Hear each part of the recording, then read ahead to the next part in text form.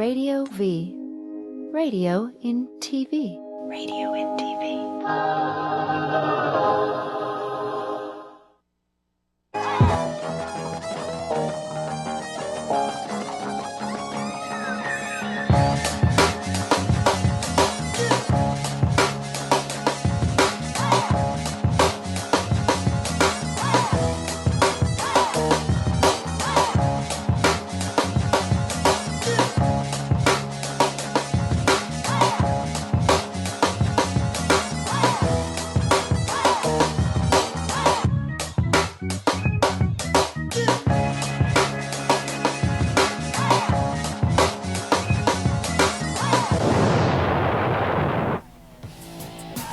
They don't give a fuck about you. No, they don't give a fuck about you.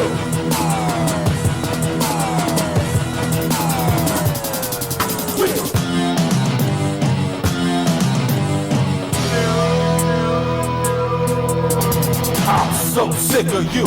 I decided to break your fucking neck and keep it pushing. You twist them and enlist them. You arrest them and trap them in your system. Motherfucker, the Patriot Act is a Gestapo tactic aimed at harassing people at random. I hate you with my last breath till it turns into love. Then I love you to death, motherfucker. I'm going deeper, balls to the wall, bitch. I'm going deeper, balls to the wall, yeah. New Truth! Yeah! Come on, let it play! Oh, that was it.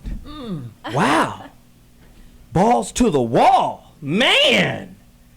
So what in the building back for another riveting topic. Man, it's been 3 weeks since our last show. We've been on vacation, and you know we turned up. Before I get to the topics, before I get to all of that, you know it's community empowerment. I got a whole bunch of stuff to promote. Man, the studio is full, but let's get to it right now. I don't know who to go with first, but we're going to go. We Juice. You got to go to wejuice.com. Please support this brother, good brother. He going to get your health right. He going to support all your health needs, whether it's physical fitness, whether it's nutrition. This dude will set you up with packages to take care of your health through juice and nutrition. Please support wejuice.com. Got to do that right now in light of everything that has been going on. Ferguson, Blackout Monday, or Black Friday, or whatever that was. Hey, if you don't, I've been urging and pleading and begging black people support black people financially. Financial terrorism. We've been talking about it the whole nine. Now is the time to go spend your money with black folk. Yes. You if that's what you want to do, you got to do that now. Okay, let's do it. Real Men Don't Play. You know where to go, realmendon'tplay.com. You got to get there right now. Get there right now. Real Men Don't Play. Again, you remember Rita G? She's on the line right now. Rita G! Tell them about your product. Hey, look at Rita G. All pretty and shit. Damn, okay. Little professional jacket and everything. Okay. Rita, tell them about your product really quick. You got 30 seconds to get them to your website right now. Support a sister putting out products for men, right? Health, or not health. Women and men. Well, talk to us about it. So the website is viaskinscience.com, via VIA skinscience.com. And if you want natural products that really work, that are fresh, viaskinscience.com. And you know what's crazy? What? Rita G is a chemist. She's a photographer, she's a model, but she's also a chemist. She makes these. And I've been using her product for a long time. You know, she said, you know, you look a little oily. I have some oil, like moisturizer. You put it on and it dries up, but your skin is still moist, but it ain't like oily like, you know, Corey Holcomb is always bagging on me with the oily face. She noticed that and gave me this stuff, and it's been working. Go to her website. What is the website, Rita G? viaskinscience.com. And can I just say, it's always important to buy from people that you know and you like and you trust, because the products are essentially imprinted with the energy, the intention, and the consciousness of the person making them. It's like cooking with love. Yeah, you said before you don't want the devil making you a sandwich. You really don't. Hey, Rita G, I appreciate you tuning in. Thank you so much. We got to move. It's jam-packed. Now, that was Rita G, viaskinscience.com. I already talked about weed juice. I already talked about Real Men Don't Play. We got in-studio guests. Lord have mercy, Jesus, and then some. Young, 25, talented, sexy, beautiful. And then her mother is as fine as frog hair as well. She's in the building. There is a young, talented artist that is one of the most atypical artists I've ever seen and ever known. She is the daughter of a dude I've been being called my whole damn life. Come to find out, we have a whole lot of shit in common. She's an incredible talent. Her name is Image. Hello. Tell that was them- such a generous introduction. Oh, Thank come you. on now. Tell them, we ain't even gonna mention your daddy, but tell them about what makes you such an atypical artist. And she's talented as hell. Play the music underneath her. Well, I'm a country artist, a country singer and a Wow. songwriter. And country music is my heart. You know, I grew up in a very creative environment where creativity was just encouraged. And one of the things I love to do was draw and write. And you know, country music tells a story. So Come on. that's where I gravitated to country music. And tell really quickly, black folk been giving you a little pushback, huh? Well, I mean, anything that's different is going to have some adversity. So- Charlie Pride was great. He was a black man. Yeah. Country music. And no one knew he was black for a very long time. Wow. What about the Neville brothers? Right? They cross into country all the time, don't they? Right? And do it well. Black people can do anything. Pointer Sisters. Indeed. Pointer Sisters, hey, listen. We can go on the golf course, take over golf. We can go to the tennis court, take over tennis. We can damn show anything musical we can go into and take over that. But why do we have to think that we're taking over something that I think essentially we created? Isn't country Well, music part of the blues? Well, the story of the grandfather of country, which is considered Hank Williams Sr., he was taught to play guitar by Rufus T. Tot Payne, who was a black street musician. How about it? So then you combine that with his music and you get country music. And that's how it kind of it. Well, I like to think that's how it was born. Now tell me who your daddy is. Who's my daddy? Who's your dad? Don't say it like that now. See, Andy done changed my whole little energy up in here. Don't say it quite. Say it one more Mama's in time. the Hold house. on. Who's Say my it one more time. Who is my father? Who's my father? Yes. Who is your father, baby? Well, my father played Tubbs on Miami Vice. That's what he's most known for. Philip Michael Thomas Really? is her dad. Wow. I mean, I've been being called this dude. Is that your brother? Is that your cousin? Are y'all related forever? Come to find out, his birthday 3 days off of mine. It's just the same energy, same vibe. And who would have thought that his daughter would be on this show right now? Amazing. Now, really quick story. Years ago, I was in the studio. The same studio when Brandy was recording her first album.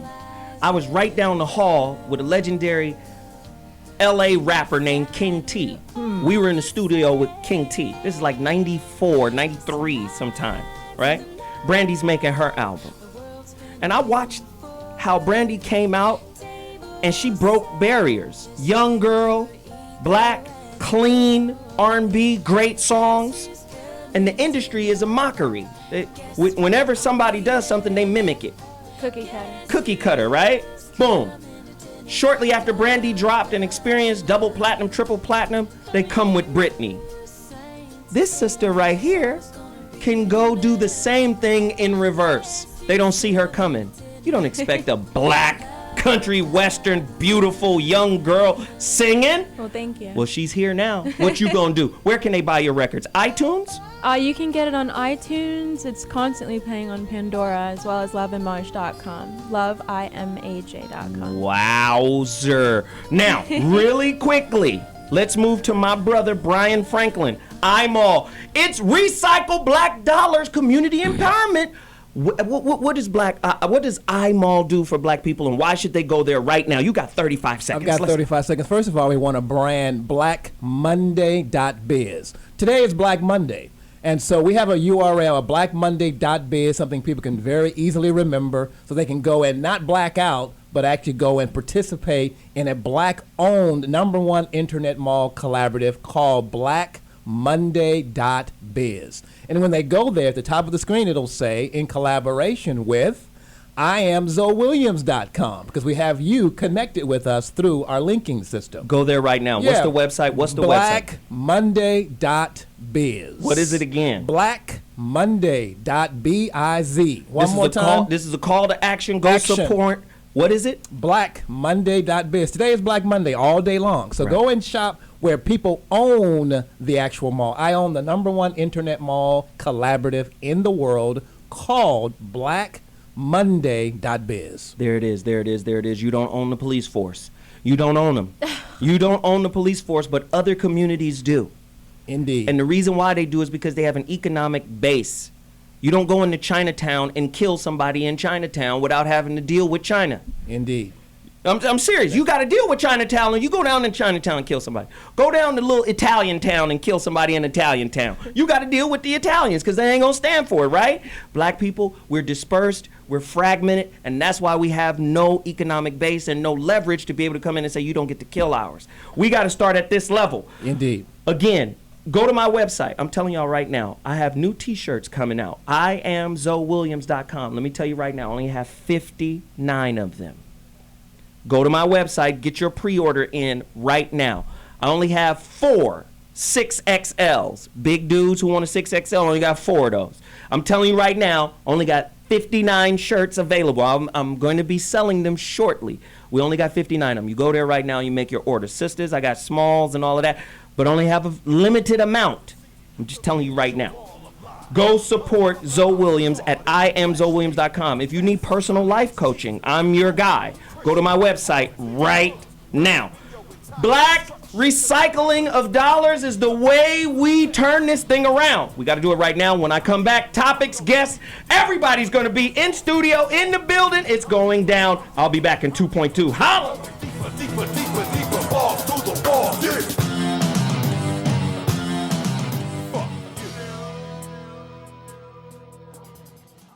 So privilege didn't allow us to see that the rest of the world doesn't view us the way we view us. Maybe we'd have been better off knowing that. Maybe we would have been better off for decades knowing that the rest of the world doesn't view us in the same liberatory terms that we sometimes view ourselves. Now, people of color in this country already knew better.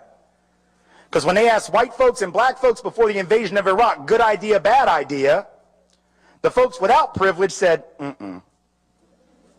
Black folks were just like overwhelming, no, no. They asked white folks, and 2/3 of white America said, hell yes, we must do this. They're going to greet us like liberators. See, that's privilege speaking. Privilege says, surely they know we're liberated. Surely they know. Rumsfeld said we're going to be greeted like liberators. Dick Cheney said it. They know so much about combat. Surely this will work out well. People of color, no. Because folks of color know that even if you don't have very much, folks without much will kill you for the little bit they have. Or you could invade Washington Heights tonight, but I don't recommend it.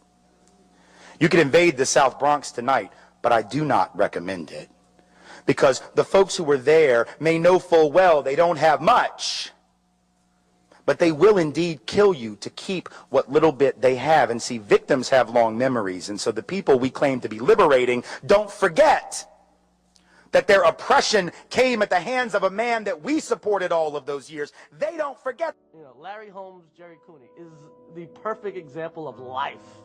Larry Holmes beats the shit out of this guy for 11 rounds. He knocks him out in the 11th round. They had to stop the fight. The man is bloody. He's been beaten the whole fight. They go to the judges' scorecards. Larry Holmes is losing the fight. If he didn't knock him out, he would have lost the title.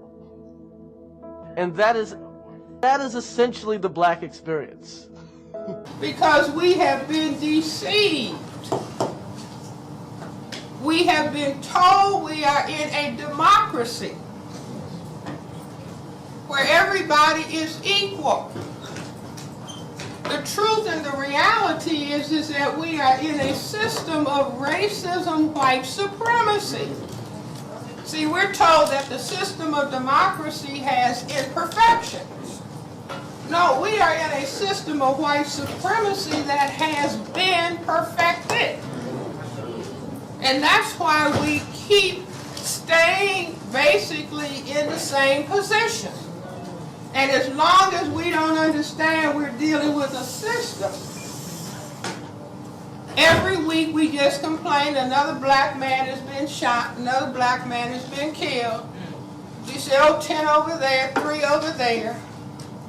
Oh, well, let's add up the statistics and somebody will run and complain about it. But if it's happening over and over again, that implies intentionality. Hey, I'm Dean Cain, and you are watching T Radio V. I'm watching it too. Right now. Seriously. Hello, I am food and travel guru Mark DiCarlo. And I'm Yenny Alvarez, a traveling diva. And we're doing a new show right here on T Radio V called A Fork on the Road. I've been to over 500 cities in America and elsewhere, and I know where to stay, what to eat, and what to do for fun when you're there, and so does she, because she's the traveling diva. Yeah, traveling diva, not traveling hobo. Right. What's the first thing people ask you every time you come back from a trip? Food. What'd you eat? What'd you eat? Was it good? Was it bad? Where'd you stay? How much did you spend? We have all the answers because we know people everywhere. All the information. Every week we'll be interviewing a different chef, a different celebrity, a different musician, people that travel for a living and who know all the back roads. Authentic travel, authentic food, great places to go. Festivals. I love festivals. We That's love fun. festivals. So every Tuesday at 4. And we're going to be bringing it all to you each week, like she said, Tuesdays at 4. So for food, fun, and travel, you come right back here to us. Mark DiCarlo. And I'm Yenny Alvarez. And we'll see you on A Fork on the Road.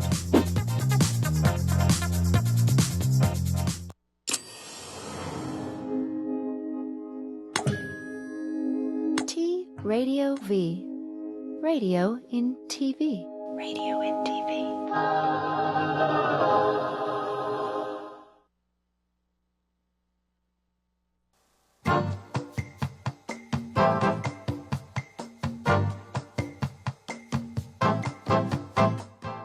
And one of the greatest tragedies in life is getting to the end of your life and looking back and realizing it was mediocre and it didn't have to be that way. The number one reason is people are unwilling to listen and care about what's important to the other person. But what if you could be someone who dared to care about everybody in your life? When you're in love, smoke gets in your eyes. But when you're anxious, you talk more than you listen. I asked my wife a month ago, I said, I don't know whether to have an affair or buy a motorcycle. And she said, if you have an affair, I'll kill you. If you get the motorcycle, you'll kill yourself. Go with the bike.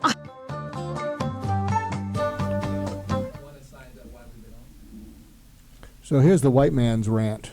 There was a movie Steve Martin did called Dead Men Don't Wear Plaid, and I think Dead Black Men Don't Get Justice should be a new movie. And I think what we should learn from this, especially in crimes like murder, where the dead person is a black person or a white person, whatever, but a black person, we need to have a jury of the peers of the victim as well as the defendant. Because I'm guessing, we can't prove this, I'm guessing that in trials such as the O.J. criminal trial, that there was a preponderance of black people that, it probably wasn't surprising that they voted for O.J.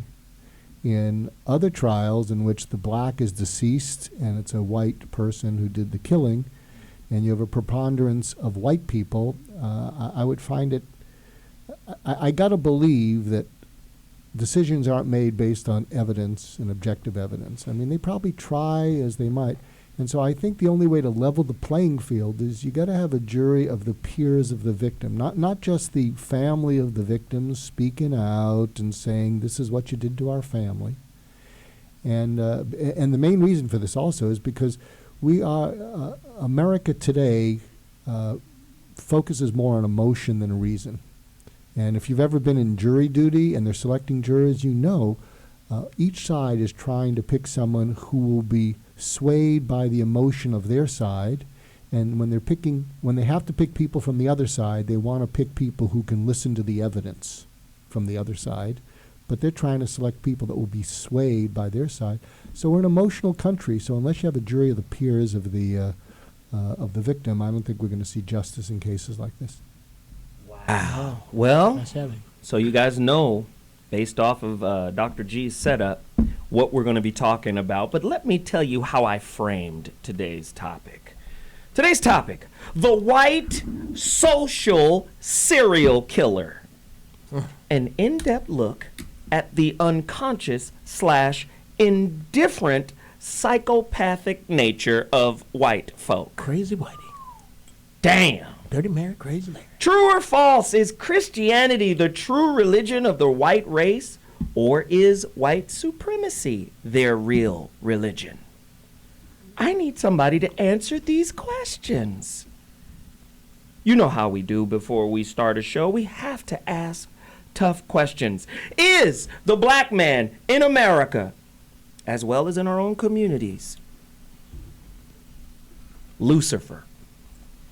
Is the black man the devil in America?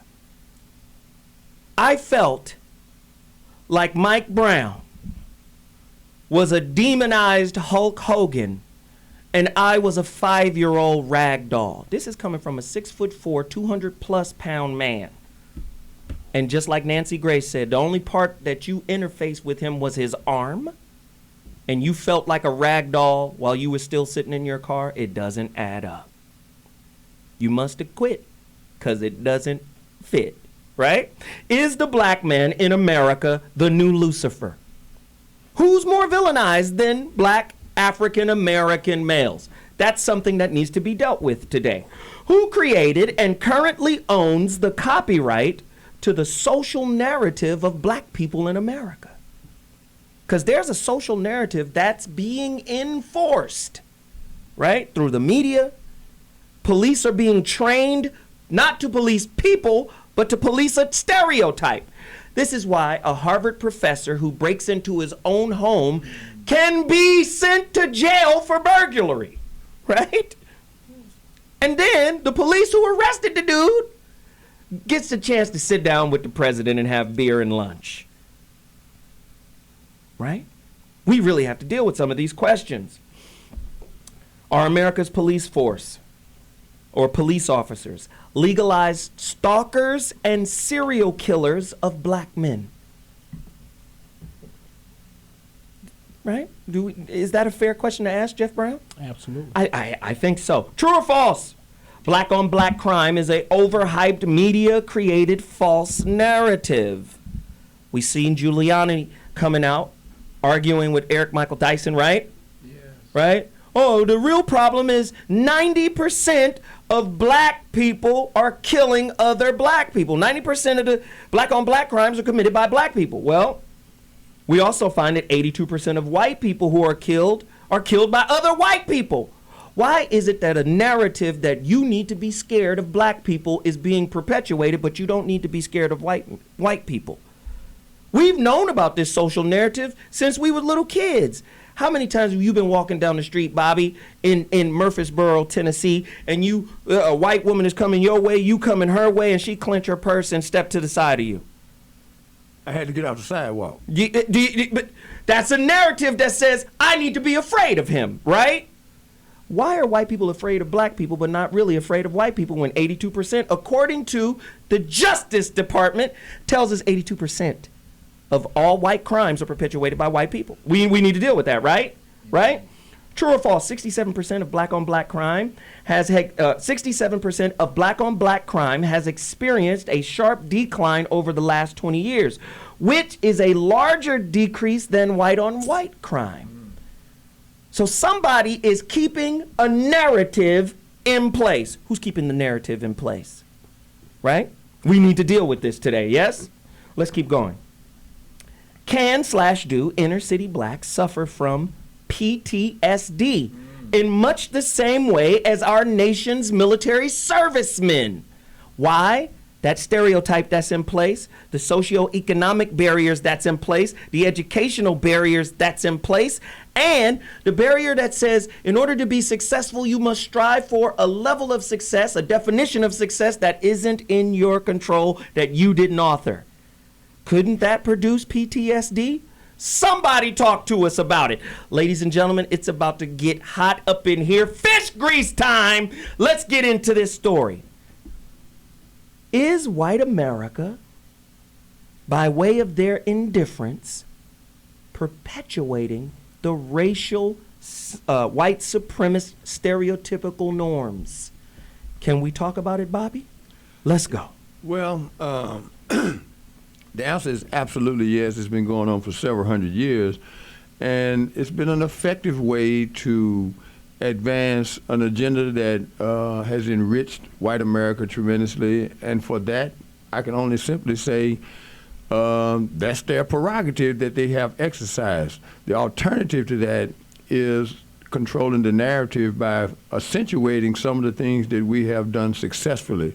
For example, more people need to know that there is an African American trade association called the National Black Contractors Association that has within its scheme of things the only state and federally certified apprenticeship program run by and controlled by African Americans. The reason that's important is you have to have mechanisms within your community that can employ people and with gainful employment. So again, the key to this is not only controlling the narrative, but shifting the narrative to the things that we do well. That's great. And shifting would be rewriting. Dr. G? You know, I think one of the big problems, and we've talked about this before, is that as long as white people project onto black people that they must be angry at me, the white person, because if I was them, I'd be angry at me. Until white people accept we are projecting on them something that doesn't necessarily belong to them, but because we're assuming, boy, if I felt the way that I'm treating these people in my mind, I'd be mad as hell. And so I can't believe it when they're not mad as hell. And so, but you have to pull back and say, I might be projecting crap on you that you don't deserve. And I don't think that's going to happen in my lifetime, but I'm a lot older than you. It might happen in your lifetime. Wow, listen, you hear the music, we got to take a quick break. Go to my website, I Am Zoe Williams. No, you can't get this at I Am Zoe Williams. You can get this on CD Baby. This is my lecture on God. Go there, support what I'm doing right now, cdbaby.com. This is called Street Scholar, the God Class Volume 1, a 40-minute lecture on God and how it actually gets in the way, not religion, not God in terms of your belief in it, but religion. This is a very powerful thing. You got to go there right now. CD Baby, Street Scholar Volume Class, Street Scholar, God Class Volume 1. Go get it right now. When we come back, more questions on this most important topic. I'll be back in 2.2.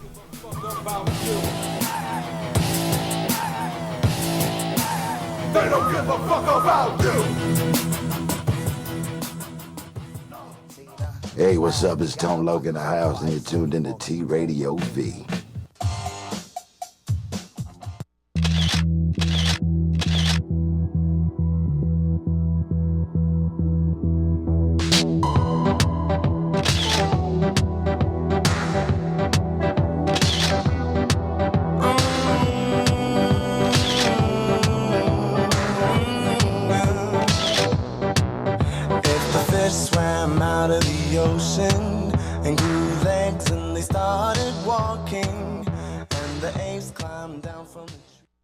Hey, my fellow thoughters out there. I'm Charles Shaughnessy. Check out my new show, Here's a Thought with Charles Shaughnessy, August the 7th, 3 p.m. PST, right here on T Radio V. Now, you know I have a lot to say, but I want to hear what you have to say. So tune in, grab your phones, call me, tweet me, email me in the studio, and let's get this conversation going. Here's a Thought, starting August the 7th, 3 p.m. PST, right here on T Radio V. That's radio in TV.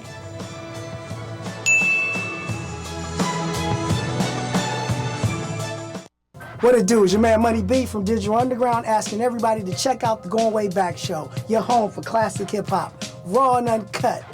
Join me And me, DJ Always. as well as Ty Teasy bringing you the old school new news every Tuesday, 7 p.m. Pacific Standard Time, right here On T Radio V. That's right, Radio MTV.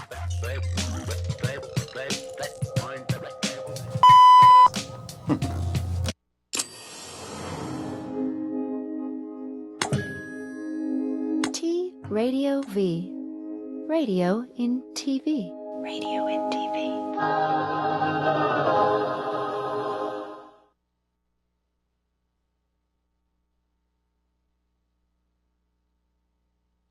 The eugenic and civilization value of birth control is becoming apparent to the enlightened and the intelligent. The campaign for birth control is not merely of eugenic value, but is practically identical in ideal with the final aim of eugenics. Margaret Sanger, 1921. In her autobiography, Margaret Sanger wrote about a speech she gave in 1926 at a Ku Klux Klan rally in Silver Lake, New Jersey. The Planned Parenthood founder bragged about the fact that afterward, she was invited by 12 other Klan chapters to speak at their events. At about the same time the American Birth Control League was changing its name to Planned Parenthood, a lot of books and reports began coming out that attempted to put a happy face on eugenics. And many of them were written by people that were associated with Planned Parenthood. The strategy here was obvious. Since the Nazis had turned eugenics into a four-letter word, the American eugenics movement decided it was time to lay low. So most of their writings during this time period downplayed the role of eugenics and couched their agenda in terms of helping the African American. Perhaps the best example of this is a 1,500-page book by eugenicist Gunnar Myrdal called An American Dilemma, The Negro Problem in Modern Democracy. Margaret Sanger clearly embraced bigotry and racism. She advocated for the elimination of the disabled, the downtrodden, and the black child. In one of her writings, she said, "Today, eugenics is suggested by the most diverse minds as the most adequate and thorough avenue to the solution of racial, political, and social problems." The question arises, to what extent birth control has had a eugenic effect upon the Negro race? If any question should remain about Sanger's racist agenda, a 1939 letter she wrote to Dr. Clarence Gamble should remove all doubt. We should hire 3 or 4 colored ministers, preferably with social service backgrounds and with engaging personalities. The most successful educational approach to the Negro is through a religious appeal. We don't want the word to go out that we want to exterminate the Negro population. And the minister is a man who can straighten out that idea if it ever occurs to any of their more rebellious members. They buried our babies with only their heads above the ground. All in a row they were. Then they had a test to see who could kick the babies' heads off the furthest. One man clobbered a baby's head off from horseback. They then spent most of the day raping the women. Most of them were then tortured to death by sticking sharp things like spears up their vaginas until they died. They tied the men's hands behind their backs, then cut off their penis and testicles, and watched them run around screaming until they died. Why is this video important? Why? I'll tell you why. It is my opinion that white people just want to forget. They want to live an amnesic kind of life. I don't want to remember that. It wasn't my people. That was 150,000 years ago. I didn't do that. When you listen, the only way to help us get through this as humans, white people got to take ownership of what they've done. You cannot be oblivious anymore. You just can't. So with that said, I'm going to get on the affluent blacks who bootlick white people and kind of flow with what they say, go along to get along. I'm going to ask you this question. Have affluent blacks taken on the racist philosophy of eugenics? in an attempt to save or slash improve our race. The word eugenics means to improve through genetic selection. So when you hear Negroes talking about, well, there's two kinds of blacks. There's black people and niggas. I wish the niggas would die. I've heard that. Chris Rock and a few others, right? At the end of the day, isn't that a eugenic kind of philosophy? Are the new affluent black race a kind of Nazi against their own? When we ask for the extermination of those who are lesser than us in a socioeconomic sense, lesser than us in an educational sense? Let's deal with that. What I'd like to do before I go to Jeff, I want to get a 25-year-old black sister who sings country music's perspective on racism in America. Stop it. Give her your microphone, Jeff. Oh, yes, absolutely. I mean, being a youngster out here in these streets, like, how does racism affect you, or how has it affected you, or are you kind of oblivious to it? Because I noticed the young kids, they kind of interface with it differently. So talk to me about it. I wouldn't say I'm oblivious to it. I mean, I'm kind of a sore thumb in country music. Yeah. So, I mean, I know it's there, and ignorance isn't always bliss, but I'm definitely aware of it. Of course, my brothers have been profiled before, and I think one of the things that jumps out at me is it's kind of sad because of the stereotypes. Kids can't just be kids anymore. The innocence is kind of gone, destroyed. And so, but kind of the way I see it, my perspective is, it's like you said, I heard you say the word humans. And I think that's our biggest issue, is that we don't see each other as humans first. You talk about how the Asians have theirs, the Spanish have theirs, the Italians have theirs. Italians, yeah. And this is a grouping of different people, but imagine if we could group humankind. Right. Then there'd be peace. That's dope. Rather than conflict. So that's the way I see it. I don't think people my age are oblivious to it. I think we see it, but I think we see beyond it. We see the shift that's happening. And you guys are the key, because it's the old folks that's holding on to it. Well, we're not jaded by it. Say more. We're not jaded by it. I think there's a kind of a purity, a crystal, a clarity that we see, you know. And I think we're more into bringing people together more so than separating each other. Wow. Ladies and gentlemen, please buy her records. Support this sister. Her name is Amaj, like image, Amaj. She's an incredible country western singer. Her dad is Philip Michael Thomas, Detective Tubbs from Miami Vice fame. You know, great actor, great young lady. Please support her music, support her movement. This is what we got to do. I really appreciate you for sharing that. We needed to hear that, you know. Thank you, hon.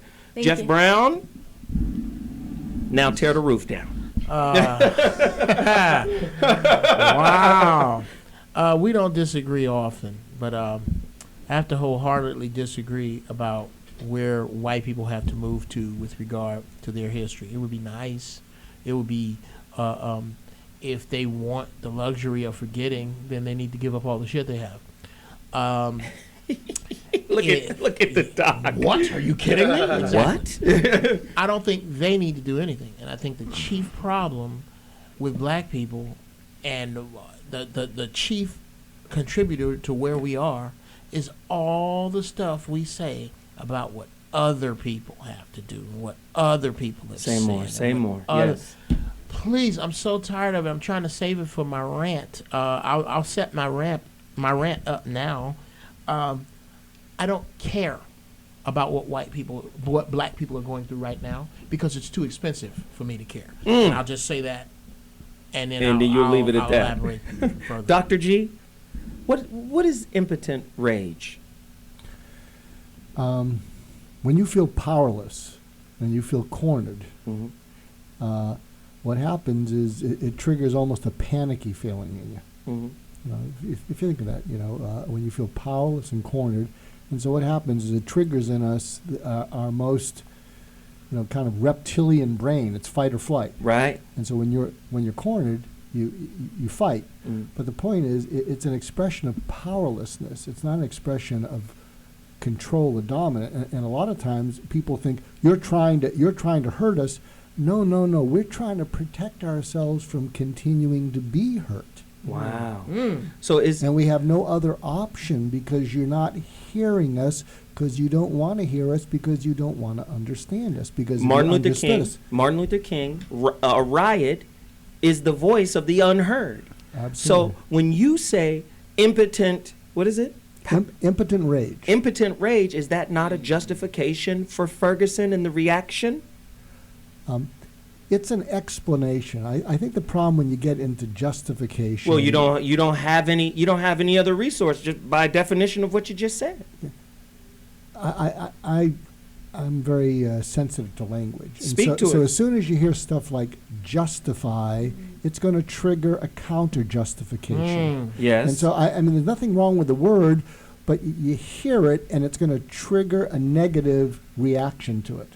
I think it explains it. It compels us to understand what they're going through.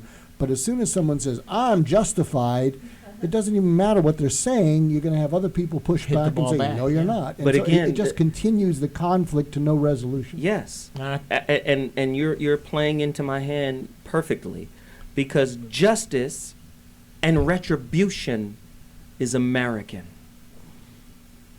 It's a philosophy that is inbuilt in our culture. So there's a lot of people in those streets who feel justified in their get a rope mentality.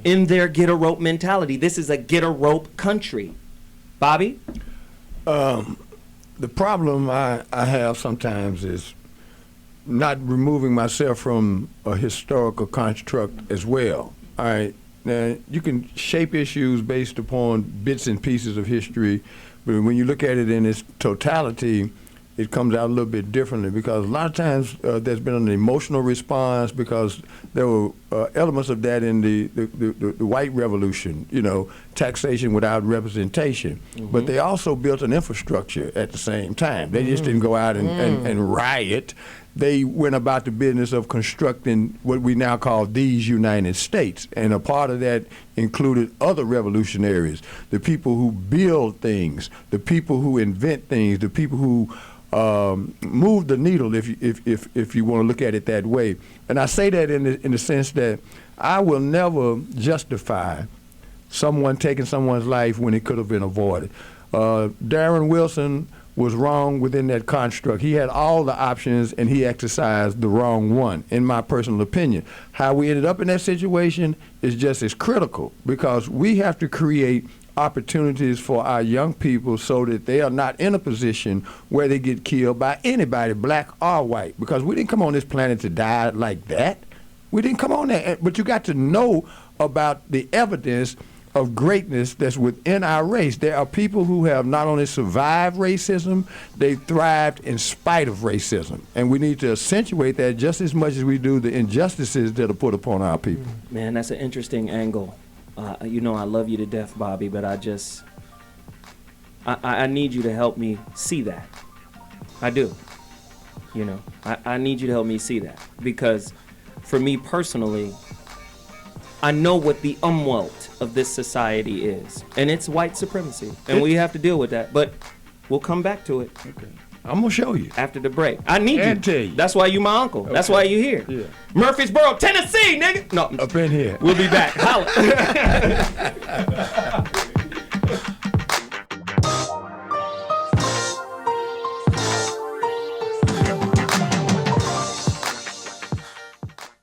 Hey, hello, this is David Faustino, and you are watching T Radio V. Do you see what I'm saying? It's television crossed with radio. It's all together. It's weird. Radio's in the middle of it. It's amazing. You're watching it. Go. Love and marriage, love and marriage. This is Quick Fix Radio. Quick Fix Radio. Yeah. Check it out, y'all. We back in the building. What's going on? Yes, sir. What it do? We got some super special guests up in the place, in man. the building, we got all 5 live in the building. Bone Thugs in the building. Everybody. Yeah, we here. We up in here tonight, y'all. What's going on? Hey, man, I had to come see what this TV radio what this all about. You know what I'm saying? Hey. We got Game on the line. Game, what's going down, baby? What up? What up, man? What's going on? Oh man, we got EPO Double now, OG. baby. Who's this on the phone with us?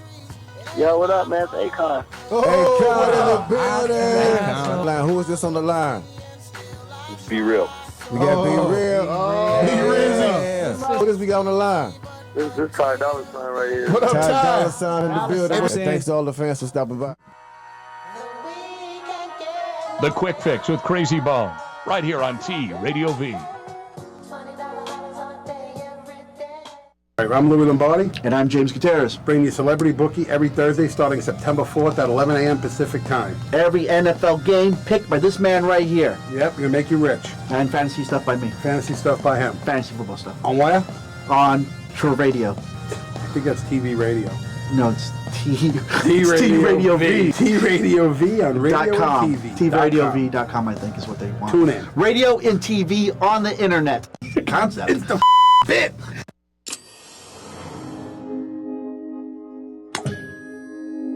T Radio V. Radio in TV. Radio in TV.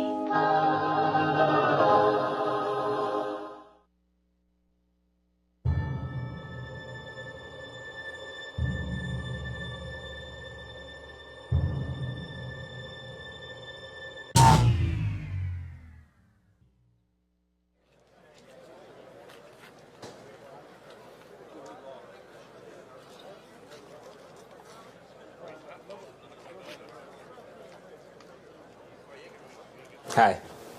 Oh, hi! Welcome to Tweak Energy Drink Incorporated. Wait, you must be Marcus Stone. Yeah. Okay, perfect. Have a seat. I'm gonna IM Mr. Monroe that you're here.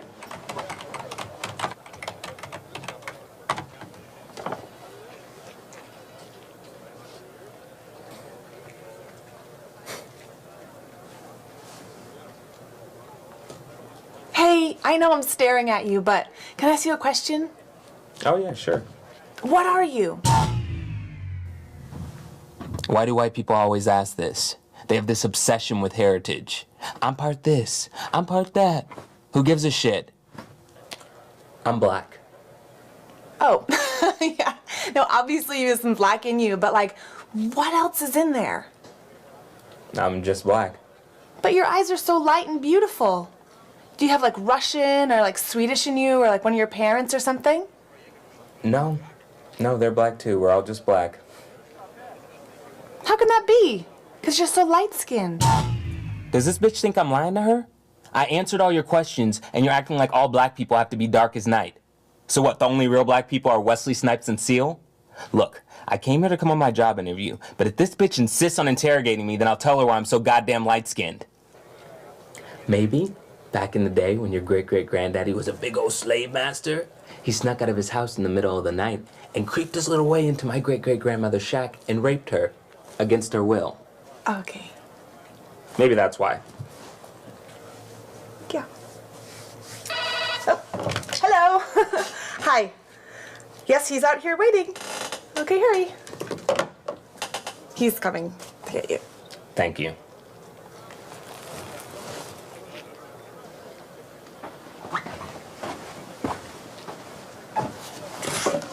Where's Marcus? You're Marcus? Yeah.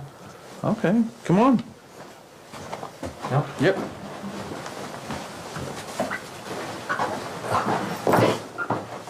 All right, let's do it to it. Great. Sorry about that, by the way. Oh, yeah, that's okay. And when we spoke on the phone, I just had a, it's just you sounded like a different person on the phone. Really? See, I was gonna drop it. Really, I wasn't even gonna ask him who he was expecting Marcus to be. But he wants to open that door. So let's do it. So, how exactly do I sound on the phone? It's, okay, it's just it sounded like you were someone else on the phone. You have a very kind of nice, okay, well, this is really embarrassing, but you sounded white. Which is really no big, certainly no big deal, and not even worth mentioning. Believe me, I was just surprised, but bully me. It doesn't matter. If only it didn't matter. See, I wish I could let him off the hook. Really, I do.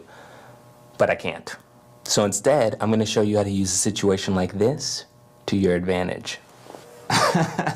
That's funny, because what you're saying is you think that all black people sound a certain way? No, not at all. I was just saying you were very well-spoken sounding. So what, black people can't be well-spoken? What, we all gotta speak Ebonics or some shit? This dude is lucky we are in a recession and I need this job. Otherwise, I'd introduce him to my cousin Ronnie. He just got out of jail and he's not so well-spoken, if you know what I mean. But don't worry, this job is mine. Oh man, that's a shame. You know, I was really looking forward to working for this company, but obviously with the discrimination you have going on here, come on, you're not gonna be hiring anyone like me. Man, the NAACP is not gonna be happy when they find out why I was rejected from Tweak Energy. Oh well, you know what, thank you. Come on, man. We're talking about... I think white supremacy is going to exist as long as white folks are oblivious. We've got to get them to be aware. I believe that.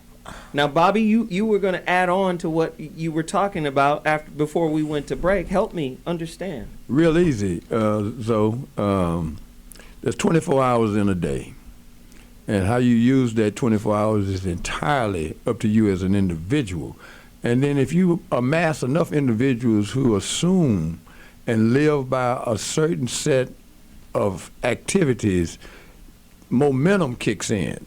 I've seen it happen in many, many instances. The gentleman sitting to my left at one time was a poor black kid in the city of Los Angeles with no real prospects. He wasn't even supposed to become a millionaire. And had he believed what so many people think is the power of white supremacy, he'd still be living in Compton. But he chose to use his mind and his talent to create a site where we can go to now and take the dollars that we earn, not given to us, but that we earn, and use to enrich our lives and the lives of our people. I'm of the opinion that there are enough examples of us taking care, first and foremost, of our own thoughts, our own minds, and then our own actions. Now, that's going to be evidence that we've been knocked down and knocked out before. But here we are, 2014, on a Monday, sitting in these chairs, still alive, those of us who are. And until I take my last breath, I'm keep pushing to the finish line. Because I've seen us win, and we can win again. Jeff? I got to ask you, who are these people? Who are these white people? And what is this pile of information that you think they don't know about white supremacy? I don't think... No. I'm not saying they don't know. To me, the word ignorance comes from the word ignore, Okay. which is a conscious action. Okay. I think white people know. I think they know historically what's happening. Yeah. But I think they consciously ignore what they should acknowledge. I vehemently disagree with the desire or need of white people's acknowledgement of anything to do with us. I think I'll tell you why. Biggest mistake. I think it's. I don't think it's a mistake, and I'll tell you why. Because it ties. Your point ties into Bobby's point, and I'll tell you why. Bobby is talking about perseverance, black people's perseverance and ability to, regardless of the situation, circumstance, or whatever, you have the fortitude, the strength, the ingenuity, the intellect, and the ability not to just pull yourself up by your bootstraps, but have the determination to want to change your circumstance in this situation. What I'm saying is any level of success in America is in context with white supremacy. That's what it is. You can get out of the way. You can do what you can control, what you can control. You can earn your money. You can take care of your peoples. You can get out of the way. But please understand, any level of success in American culture is in context with white supremacy. Because all you got to do is run aground. That brother who broke into his own house, who is a professor at Harvard, he just broke into his own house. He left his keys in the house, locked himself out. He ran aground of white supremacy, which is running in the background. So let me break into my house and get my keys. Hold it, nigger. What are you doing? Going into my house? No, bring your ass outside. Humiliated, degraded. Now, what's happening in America is, like Dr. G always advocates, you don't get to vehemently disagree. You get to disagree with dignity and quietude. Do you understand what I'm saying? Like, you can't. Listen, and I'm gonna give it back to you. George Bush vehemently disagreed with Saddam Hussein. Vehemently. This man tried to kill my daddy. He vehemently used his executive powers to start and maintain a war. Okay. Do you understand what I'm saying? Why don't we do that? My point is, what we do is pick a day to boycott. We don't pick a year.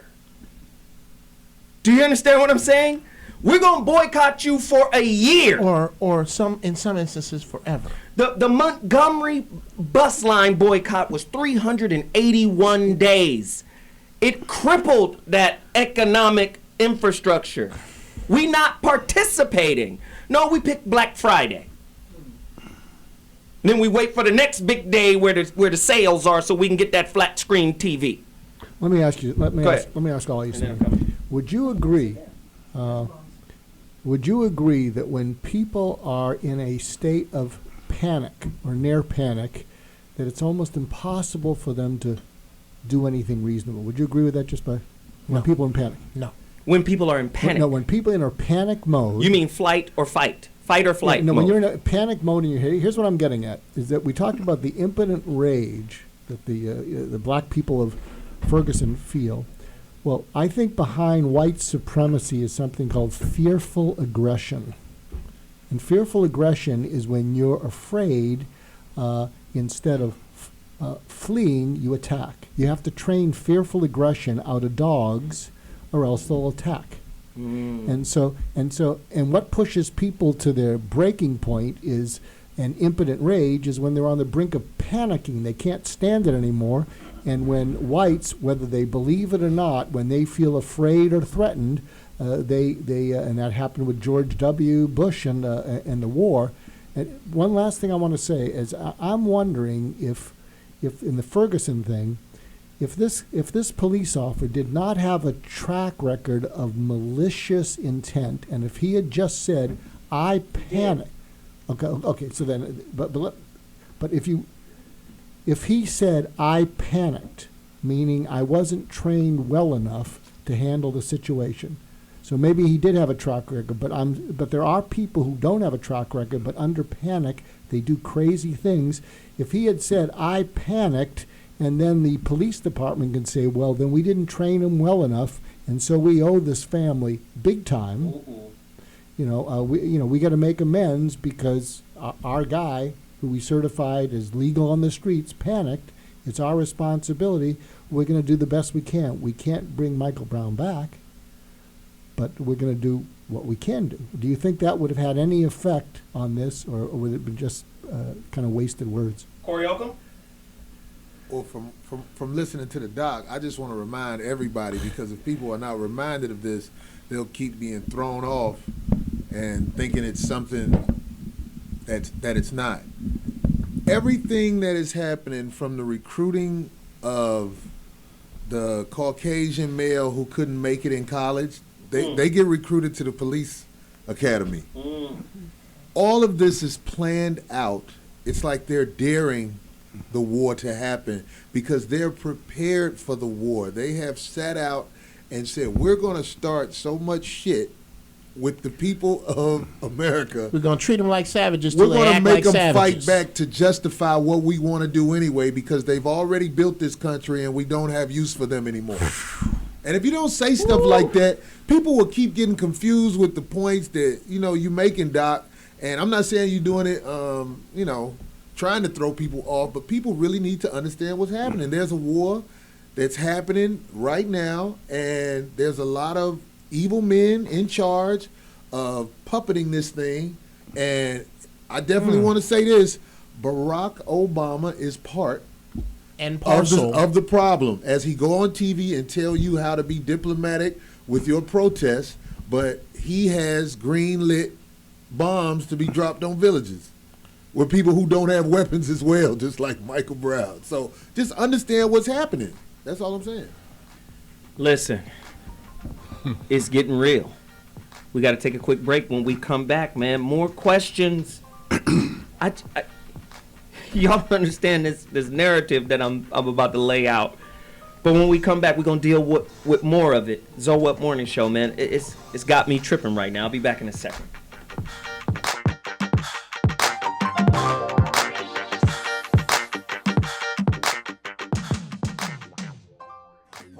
Yo, what's up, what's up? This is Too Short and you're watching T Radio V.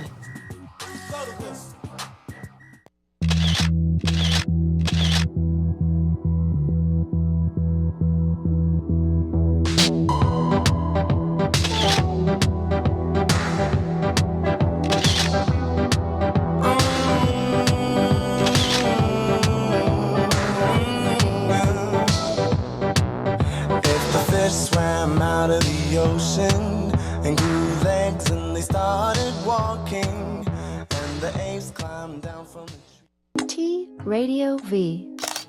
What did you play opposite Andy, Eric? Do you remember? Andy and I worked as employees at a network.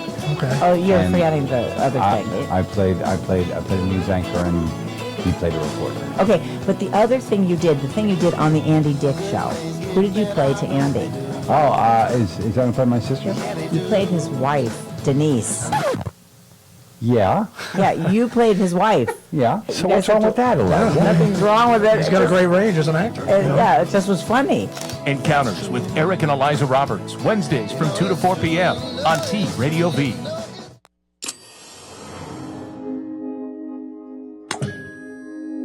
T Radio V. Radio in TV. Radio in TV.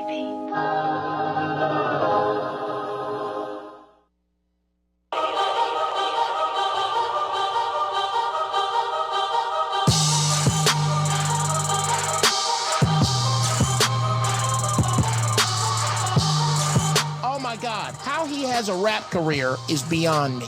I don't get it. And he takes his shirt off. Oh my God, he looks like 50 pounds of chewed Tootsie Rolls with his... All right. Now, you are in white fashion. You know white boys always leave the house like they're finna help somebody move. Resist and defend the horrible hoes. There are some horrible people. And what you need to do is start policing your own.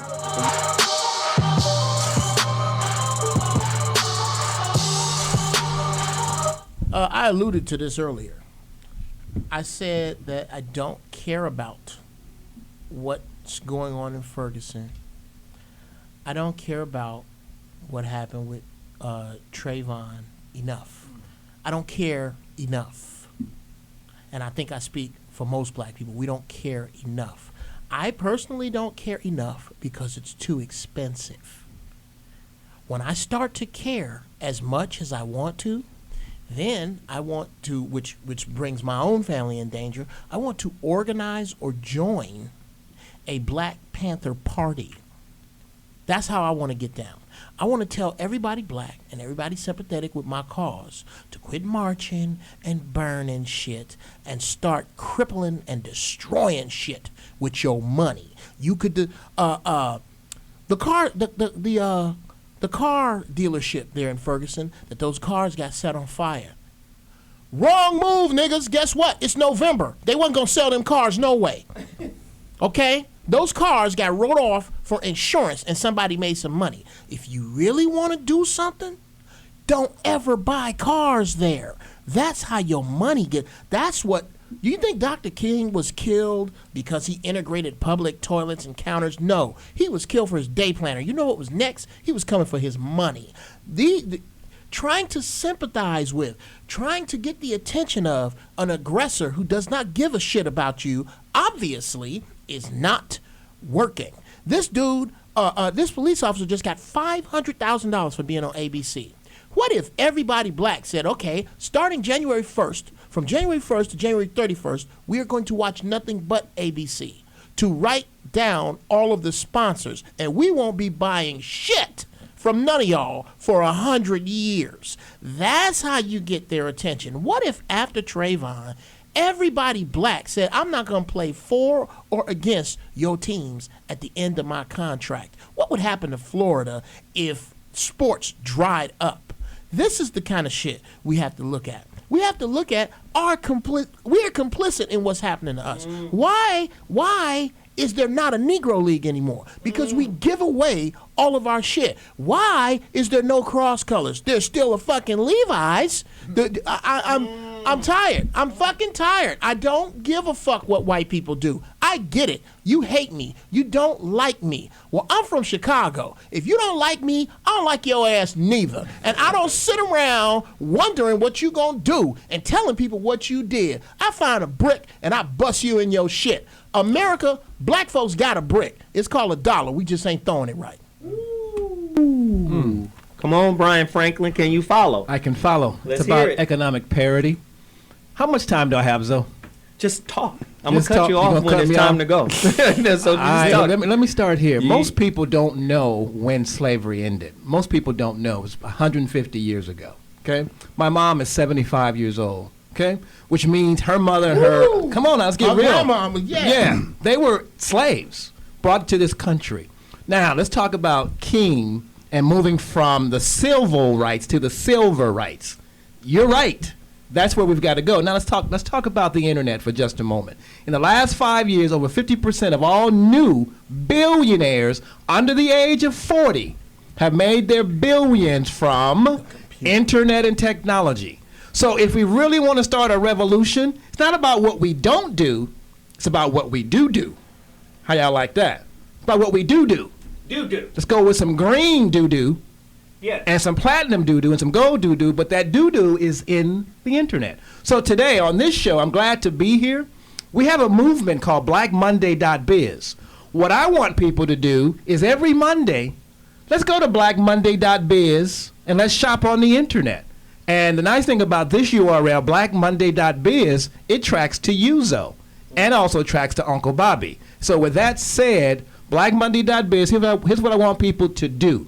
Go there, click link for free. If you have a website or not, at least get engaged with us. And then we'll go forward from there to begin the revolution. All right? Thank you. Corey? Everything that Caucasian people gave you, it is set up where you can't use it against them because they're in control of it. I get the whole thing about, hey, let's not spend our money here or whatever. I get that. But they don't give you enough money to make a difference in what they're doing. Trust me. Trust me. If they thought you had enough money to make a difference in what they're doing, they would tell you money don't work no more tomorrow. Corey, Bobby disagrees. Bobby disagrees. No. Bobby disagrees. It's not even a disagreement. It's just that I see it happen all the time. When Coke Industry stopped selling toilet paper and paper products to black people, it makes a difference. The only thing that has ever got white people's attention in this country is the movement of money. Now, they have more of it than we do, but we give all of ours back to them, and they use it against us. The money that we use to, the toilet paper that we wiped our ass with, financed Zimmerman's acquittal, whether you want to like that or not. Because Coke Industry owns those toiletries that we use. And they took that money and bought the best defense lawyer in the state of Florida, and that man went on and put out a case that convinced a jury, quote unquote, of his peers with that money. Then they took that same money and they gave white folks money who bought those same products and enriched Zimmerman the same way they're getting ready to enrich Darren Wilson. We have only one other option, is to use what resources we have to the best of our ability. If that don't work, how are we gonna know till we try? Because we done boycotted ourselves more than we done boycotted anybody else. And what it sounds like you saying, Corey, and I know you better than this, but what it sounds like you saying reminds me of Apollo 13, this movie where the dudes in the ship got lost, and all the cats at NASA were talking about how this can't work and what won't happen. And Ed Harris's character comes in the room, and throws this box on the desk and said, "This is all the shit that is up there. I have a collection of the smartest minds in the world. I don't want to hear again how this can't work. That's not why you're here. I want to know how it will work." Let me ask you this. Are you saying Corey is saying that the white man is invincible? No, I'm saying that That's Corey. not what I'm saying. No, I don't believe he's saying that. I'm saying what Corey is saying is that black people don't have enough money to make a difference. Part of me agrees with that because of the way shit is set up. Because there isn't enough black love to go, look, we starting a black basketball association and the salary cap is $3 million. Are y'all down? And instead of brothers going, shit, I can make $100 million on the Spurs, instead of them saying that, having the wherewithal to go, fuck it. Yeah, I'm going to play to start a black basketball union, because guess what? Now, if you really want to see it played well, you got to come to us, the way it was in the Negro League. Because I do comedy, this lady at the DMV saw me, and I owed fees and all this bullshit. Well, because she knew me, she walked me through all that bullshit. Okay. I didn't have to pay no fees. I had a hookup. Right. Zimmerman, I don't give a fuck what money was raised. Zimmerman had a hookup that was going to walk him through the process of the bullshit he got himself into. This cop in Ferguson, he got a hookup, going to walk him through the process. Your money has nothing to do with what's going on as far as it go with their destruction of mankind. Bruh. So if you think you can take your dollars and put them out of business, it's just like when Farrakhan said, I hope everybody go vote for Barack Obama. I want everybody to go vote so you can see it ain't gonna make a fucking difference. Absolutely. This is what they own. You trying to fix your system and their system. It's not gonna work. No. Here's where we disagree. Okay, let's go back to what happened in Florida. What if everybody black in Florida moved? Yeah, of course. That's asinine. Nobody will do that. No, it's a great idea. No black people. Exactly. Black people have too much and we way too fucking comfortable. It's not bad enough yet. Let's stay there. It's not just black people's fault. It's not just black people's fault that they won't move from Florida. You saying uproot everybody out of Florida and put them somewhere. Mass exodus. This is good. This is good, and I'm gonna go to the doc. But let's stay right there. Say everybody moves out of Florida. The state of Florida. That's the end of Florida State. That's the end of the Florida Gators. South, that's the end of the Dolphins. That's the Dolphins. The Marlins. The Miami Heat. Gone. Everything, right? We get up out of there. That's a hell of a power move. What's the government's response? Go. The government's response is violent. The government's response is with guns, and there has never been a revolution without blood. All of a sudden, niggas don't want to put no skin in the game, and that's why I'm not putting mine in. Because if I was a single black man with no children, oh boy, I would be on some subversive, fucked up shit right now. All but I can't do that. shit. All hypothetical shit. Everybody speaks hypothetical. What you need to do, or whoop-de-whoop-de-woo. No, what's happening is motherfuckers laying on freeways, motherfuckers making it where malls have to close, motherfuckers doing it without a leader, without somebody on television telling them how to conduct themselves. So I'm just saying, it don't matter if you not single no more. When it jump off, all that shit you saying hypothetically you'll do, you're going to have to do because the war is on. I'm down, and I'm down at that point. And before we take this quick break, let me say this. MLK put his wife and children in harm's way. Yes. Malcolm X put his wife and children in harm's way. Muhammad Ali put his wife and children in harm's way. And all I'm saying is, if we're going to make a change and a power move like you're talking, we have to be comfortable with being in harm's way. Zo What Mornings, we'll be back in 2.2 seconds to finish the rest of the dialogue. Timothy Russell, Keandre McDade, Kimani Gray, Jordan Davis, Oscar Grant, Trayvon Martin, Michael Brown.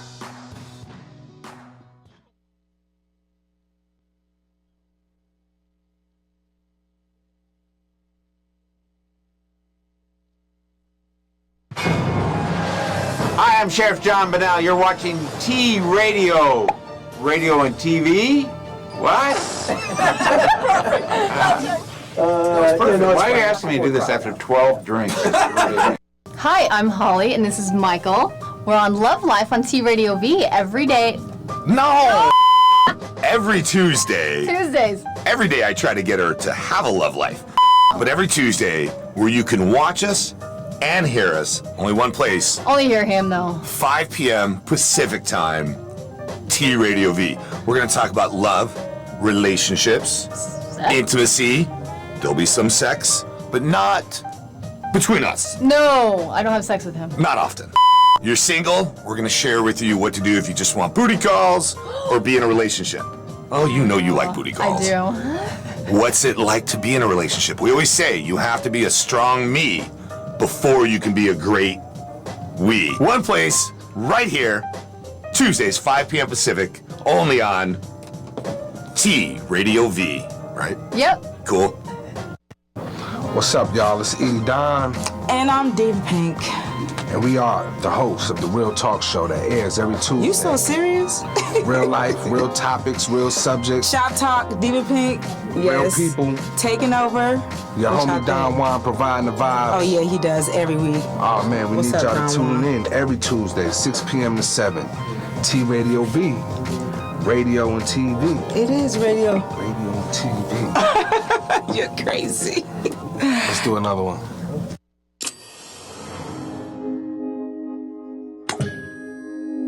T Radio V. Radio in TV. Radio in TV.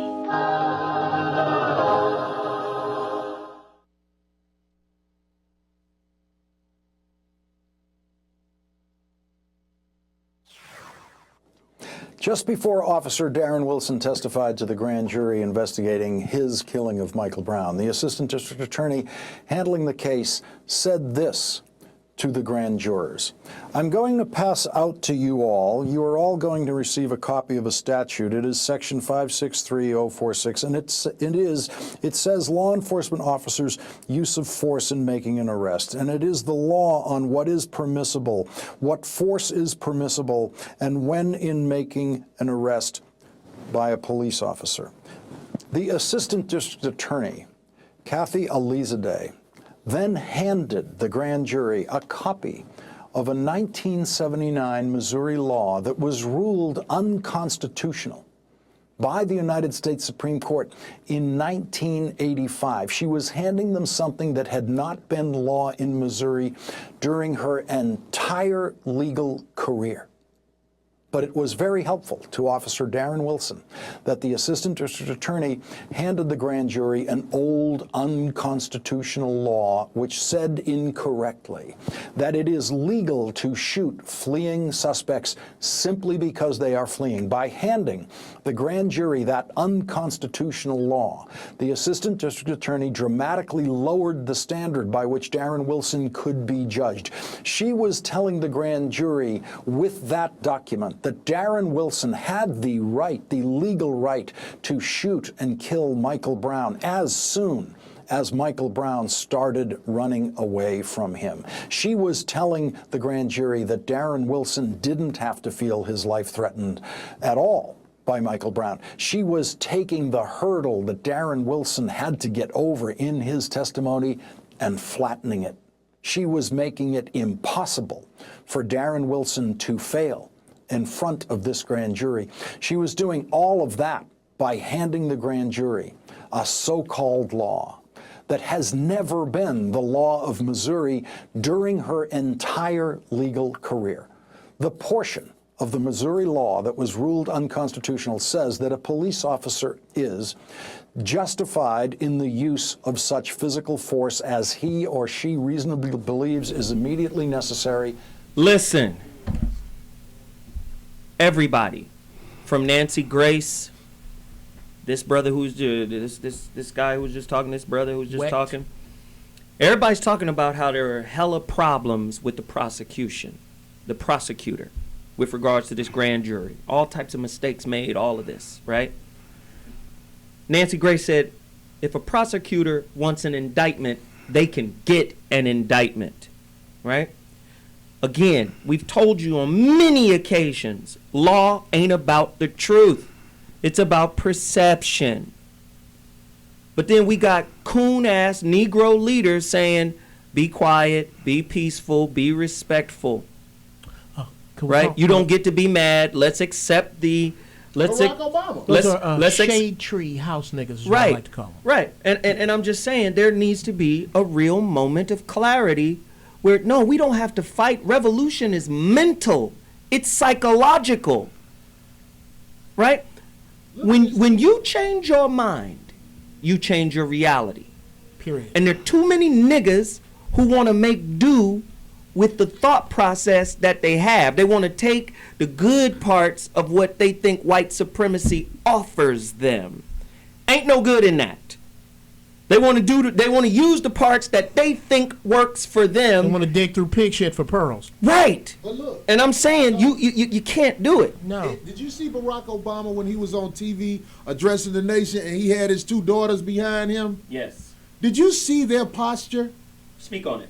It was of disrespect. Right, They were standing up there looking like, because this what happened when you sell bullshit. Even your own seeds don't respect you no more.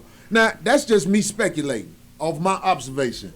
But I just feel like that's not how girls stand when they daddy talking if they believe in what he talking To the about. world. Well, and of course he's the president of the United States. Listen, guys, we have a young man that's about to Skype, and then I'm going to come to Dr. G directly after. We have a guest. His name is King Na.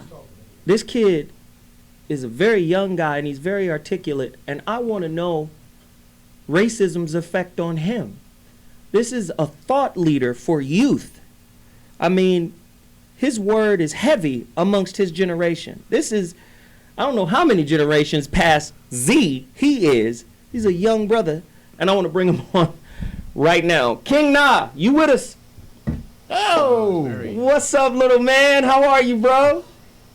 What's up, Bobby? He said, what's up, Bobby? Hey, how you doing, youngster? Little brother, can you talk to me about racism's effect on your generation? Like, how do you view the world as just a youngster, man? Like, talk to me. Have you experienced racism at all? Talk to me. Not really. Okay. How old are you? I'm 9. So, what's your opinion on Ferguson and police brutality? And up in your area, Eric Gordon was choked out by the police. How does that make you feel? Do you feel like America is a safe place for you to grow up and live? Well, I do feel like it's a safe place to grow up. But the way that the police brutality and when they kill young black men like me, and the way it makes me feel like us young black men are unprotected. It makes me feel like that anyone could just kill us and that nobody cares. Oh my God. Corey Holcomb wants to ask you a question. Hey, how you doing, young man? I want to ask you, at the school you go to, is it all black kids or do you go to a school that's mixed with white kids and black kids? Mixed. Do you feel like the Caucasian children are treated better than the black kids at your school? No, we're all treated the same way. Wow. I love this dude. This is a thought leader. He gonna change the world. I believe in him. Little man, little king, let me ask you this. What do you think are some solutions that black people should do to change our current status in America, our current situation in America? One thing, they should teach children about the law and how to be strong, and plus teach them a different way to find justice. Ooh. I love it. Dr. G, you have a question for the little man? Yeah, I thanks for being on. You're smarter than all of us. All of us here, yes. No, sure. we're smart. You're wiser than all of us. Yes. So hold on to your wisdom. I think what everyone's fighting here is that, and maybe you see it differently. One of the things everybody here is in agreement with is that when someone who seems to control you doesn't care about you, and you can never get them to care enough about you to change, it makes people real angry. Corey over here is basically saying you're never going to get them to care about you. Just accept it. It's going to take a revolution. What Jeff and Bobby are saying is, well, they care about money. I mean, if we can somehow affect their money, they care enough about that, and maybe they'll pay attention. But I think what we're dealing with is that. Well, you can come back in. Well, like I said, I'm just a white guy. What do you want? I'm just the. I'm in the minority here. You represent the infrastructure that we're trying to break down. But go ahead. I'm sorry. But go ahead. Finish your question. I'm so sorry. Like I guess the question is, it seems like you feel that the teachers in the school care as much about the black students as the white students in your classroom. Is that true? Do you feel equally cared about by the teachers as you think the white students are? Can you repeat that question one more time? He just said it was awful long. They all fell asleep here too. That's okay. King Nah, he just said, do you feel like the black kids are equally cared for as the other races at your school by the teachers? I'm not very sure, but the black kids are treated not different, but we're treated nicely, and the white kids are treated nicely. But from my perspective, I think we're treated the same way. Bobby? Hey, young brother, could you name? But one thing, they're not allowing us to grow. Ooh, wow, Bobby? Could you name 3 people that you admire? 3 people that I admire? Yeah. Mr. Crawley, my dad, Mr. Crawley, and Miss Copeland. Man, you don't understand how much we love you, young brother. Man. Hey, little brother, thank you for coming on because you represent hope. Yeah. You represent hope. Yeah. You know, I appreciate you, and we're going to have you back on, okay? For sure, man. Thank you. Stay up, young brother. Thank you, young man. Thank you. And thank your dad for calling in, okay? Wait, yeah. What's your Twitter? What's your Twitter real quick? Tell us. Oh, my Twitter, King Nah is for Twitter, and my Facebook, King Nah's for you. King Nah's for everything, and this I spell it KINGNAHH. Man. Little brother. So, go ahead. So, do you guys know about your third eye, your pineal glands? Yes, sir. Yes, sir. All right. Yeah. Oh, boy, Yes. that's hopeful. Thank you, man. That the teachers need to teach us in school about history and strength. Because every time they teach us about the history, they teach us about the history that the white man lied to us about. Ooh, all right now. All right, little man, we're going to get you back on. You're going to go deeper into that. I appreciate you, all right? All right, thank you. All right, peace. We're taking a quick break. We'll be back in a second. Jordan Davis, Oscar Grant, Trayvon Martin, Michael Brown. You gon' fuck around and make us boycott Chris? Yeah.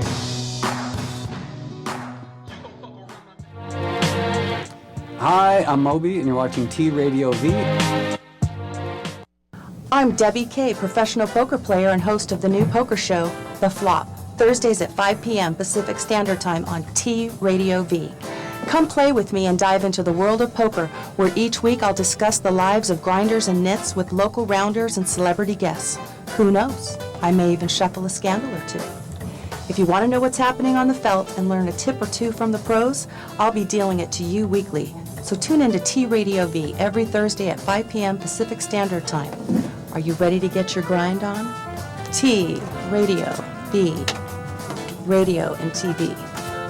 I'm Zoe Williams. And I'm Dr. Mark Goulston. I'm Jeff Brown. And we make up the Zoe What Morning Show. You can find us here on TRadiov.com every Monday at 11 a.m. Pacific Standard Time. I make you think. He makes you laugh, and if I get a chance, I'll help you change. Or make you cry with his attempts at humor.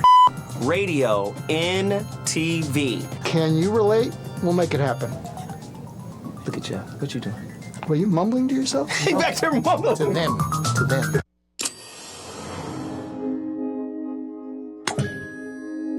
T Radio V. Radio in TV. Radio and TV.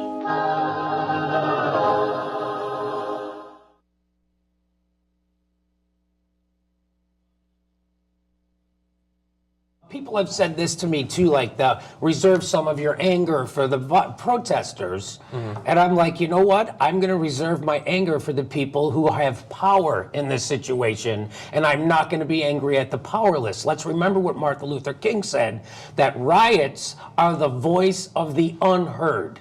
So that's what's happened. Of course, Don Lemon, who's a jagoff, doesn't know that. And he's incurious, which makes him a horrible reporter. He's incurious. All he wants to do is push conventional wisdom or whatever the hell he's hearing in his earpiece. And Jesse Jackson, and then Van Jones also took him to school last night. Yeah. What the fuck is this guy doing on television? He couldn't be a dumber guy. I mean, Chris Cuomo is just an egomaniac with no self-awareness. That's one thing, okay? And he's also a bad reporter. Don Lemon is empty, incurious, dumb, pushes the wrong thing, blames a rape victim, talks about marijuana in the middle of murder. Yeah. The fact that he's allowed on television, it's why I wrote a book called Your Country Is Just Not That Into You.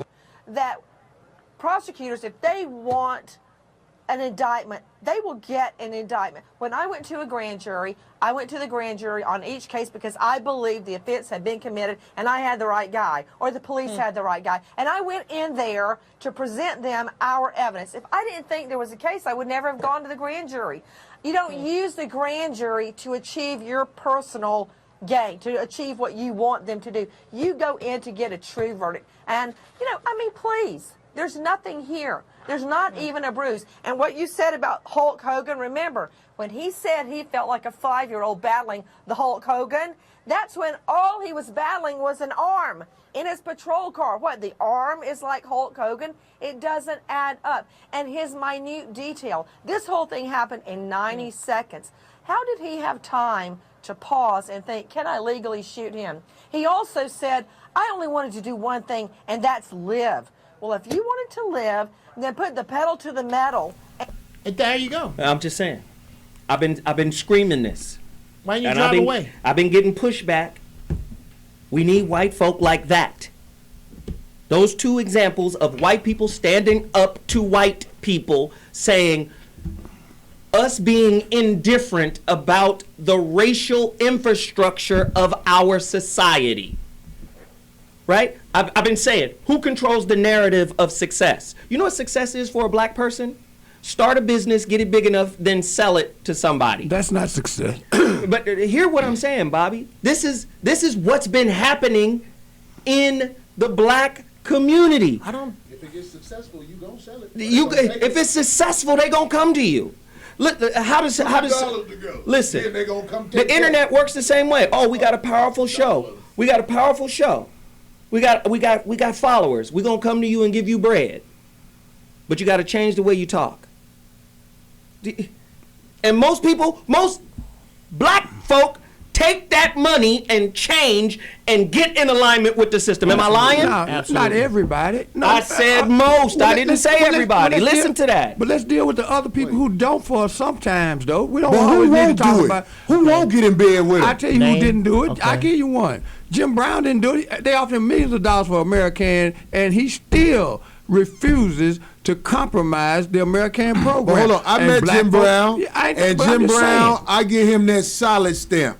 But that's a very rare stamp. It ain't but 5 of them in the world. Yeah. So motherfuckers who talking that shit, I be watching their ass. I'm watching everybody and what they say. That's all I'm saying. I am here. I was offered $1 million for oneeyemall.com in 2007, and I said no.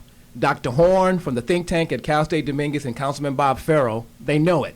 $1 million. I said no because they said too often, Brian, we appreciate that you didn't sell out because someone offered you money for your business. No, this is for us. Simple as that. I got one question on the topic. Why do you guys think the announcement of the verdict of the indictment was done at nighttime? Why do you guys think that occurred? Because they wanted a riot. Indeed.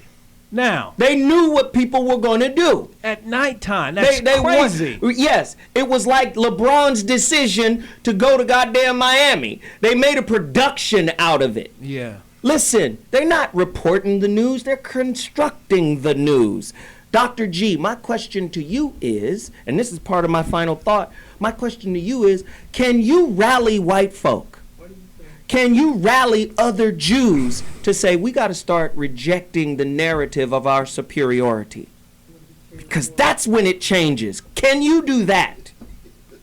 I've been, if you read the stuff I've been writing. I do read. That's why I'm asking you to. No, I'm sending out. Does that mean anyone else reads? I don't know. But I think what we need to do is find white people who want to get it, who just feel it's just wrong. It's just morally wrong to allow this to go on. I think we need to pull together. But what you're going to have is islands like the Nancy Grace and all these people. They're just little islands spouting.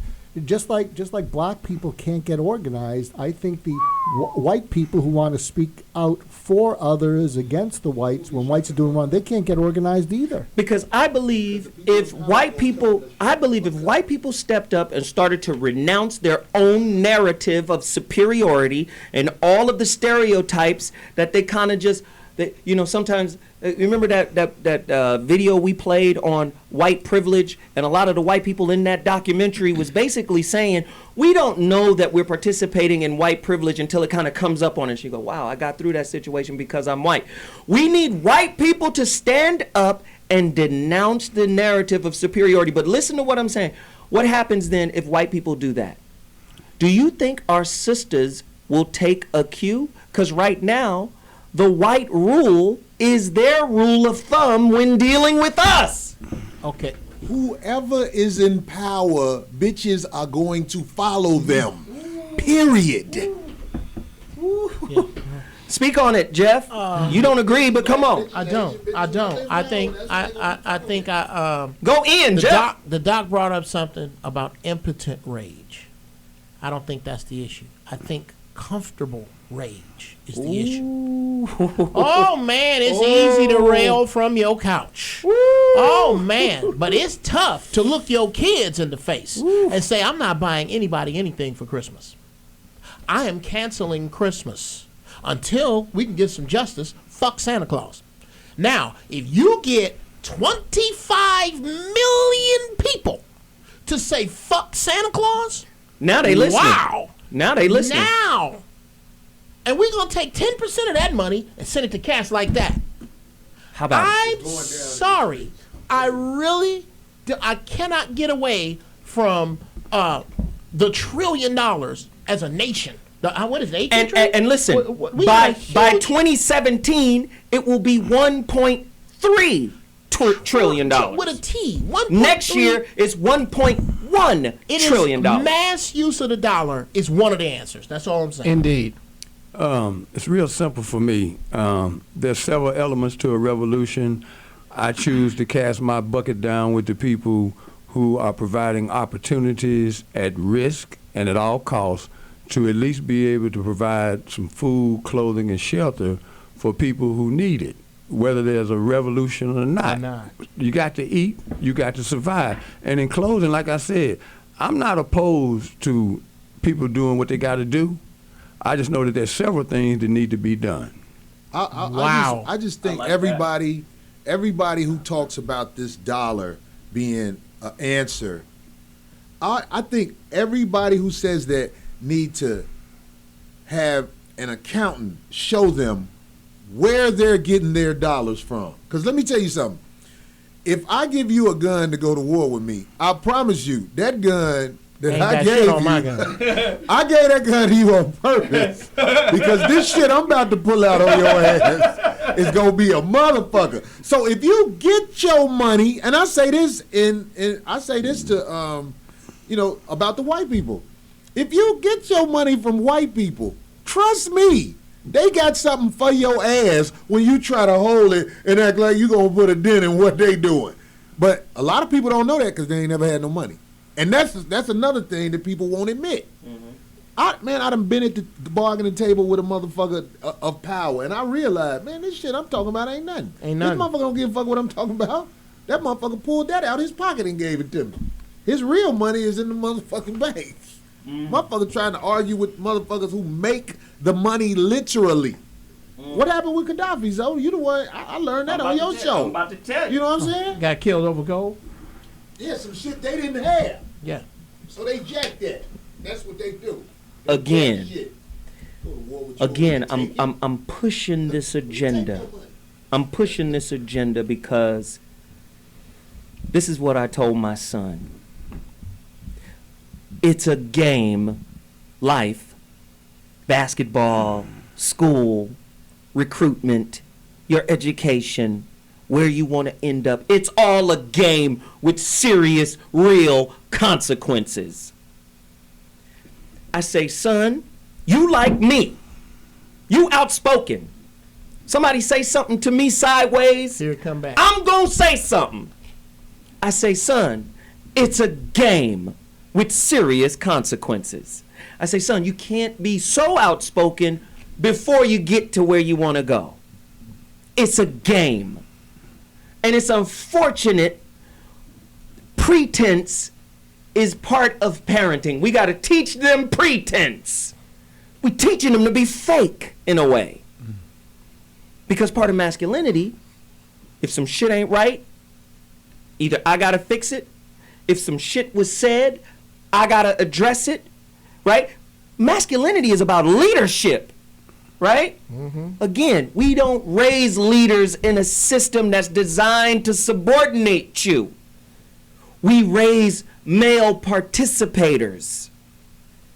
And based on your behavior determines how far up the ladder you can go.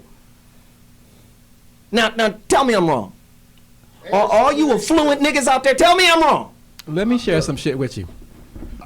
Go ahead, Corey. I just wanted to back up what he say. I hope Stephen A. Smith hit his shit because Stephen A. Smith nuts keep trying to talk, but he got that volume turned down on them motherfuckers. He's like, because I know you got nuts, Stephen A. Smith, because you said something about the bitches, but you ain't saying nothing like that. Go ahead. I don't want to make this personal, but it's just real. My oldest daughter went to Spelman. How many colleges do you guys think she applied to before she got accepted at Spelman? The answer is one. Okay. My youngest daughter wants to go to Howard. She's going to apply to one school. You know why? My daughter's going to go one school. I teach them that whatever it is you want, you're going to have. Period. One school, Spelman. They should not apply to any other schools. My youngest is going to go to Howard. Why I say this is because I don't teach submissiveness to my daughters. I teach you're going to get what you want. And daddy got your back. That's how we roll. Yes, and I'm an advocate of possibility. Anything is possible, but not everything is probable. Indeed. Yeah. Please understand that. Bullshit is not. Please understand there's a difference between possibility and probability. Okay. Go ahead, Bobby. The question then becomes, which one do you shoot for? You shoot for the probable. The probable? Hell or the yeah. possible? No. No, you shoot for Why the... don't you shoot for the possible? Let me tell you. You want me to What is answer? Flying Ask the through the question. air in a steel cylinder at 200 miles an hour is impossible. Let me and come back. improbable. Let me do it. You shoot. Let me tell you. You don't shoot for the possible. You don't shoot for the probable. You shoot for the impossible. Yes. Because impossible is I'm possible. I believe that. However, you gotta walk In the You gotta probable. walk in balance. There is a probable side and there's an impossible side, and your job is to pull the impossible into probability. Nice. That's your job. Well, it starts. I'll be with- back in a it second. starts with controlling the narrative that way. America the beautiful. If you go to jail, so what? If you're black, you were born in jail. Wonder why we got warrants and duck coat, cause the judge look like that same dude. Yo, what's up, everybody out there? This is Crazy Bone. I am the bum Keith G. And right now you watching TRadiov.com. TV and radio. Yes. Radio and TV. Oh yeah. See, Okay. yeah.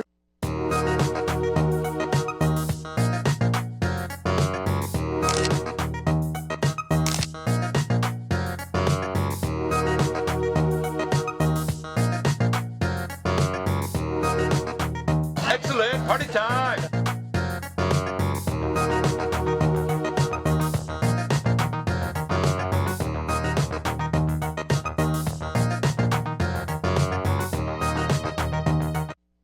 Radio V. And it's Mary Carey, of course, Politically Naughty with Mary Carey. I'm always naughty. I'm always politically. My behavior is always politically naughty. I'm never politically correct. Dr. Dr. Drew. Hi.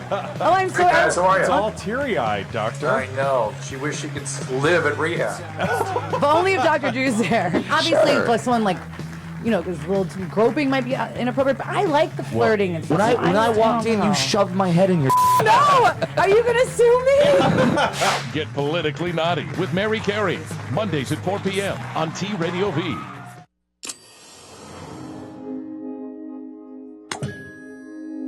T Radio V. Radio in TV. Radio in TV.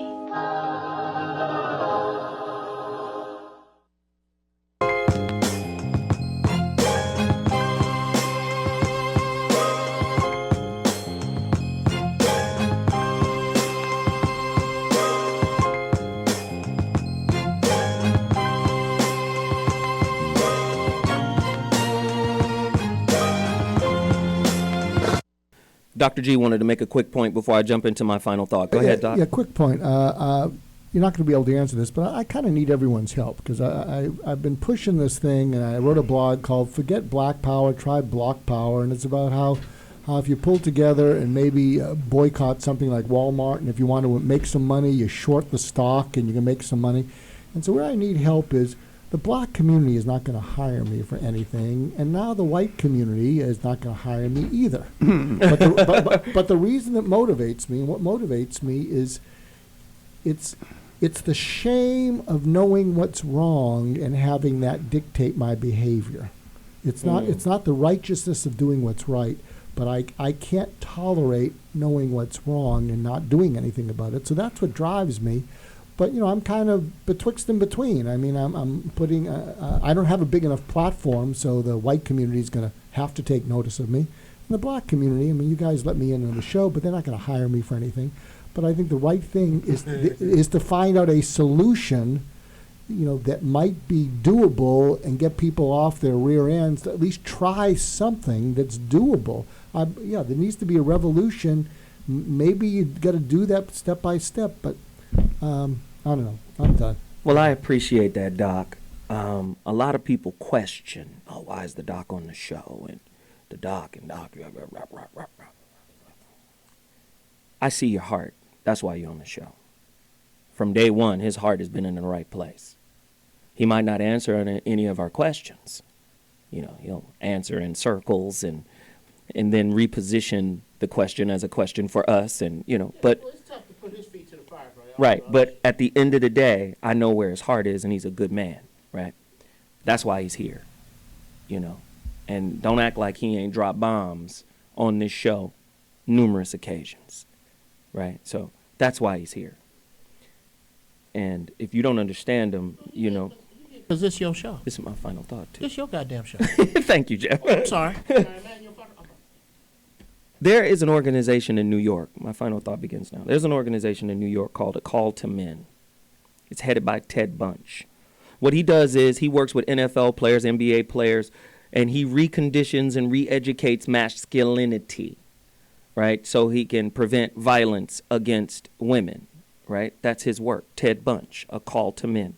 Vanessa Williams, the dark one, right, from New Jack City, is an advocate of his work. I'm an advocate of his work. And listen, not only am I an advocate of his work, but I need his help, because he's helped recondition my thought with regards to women.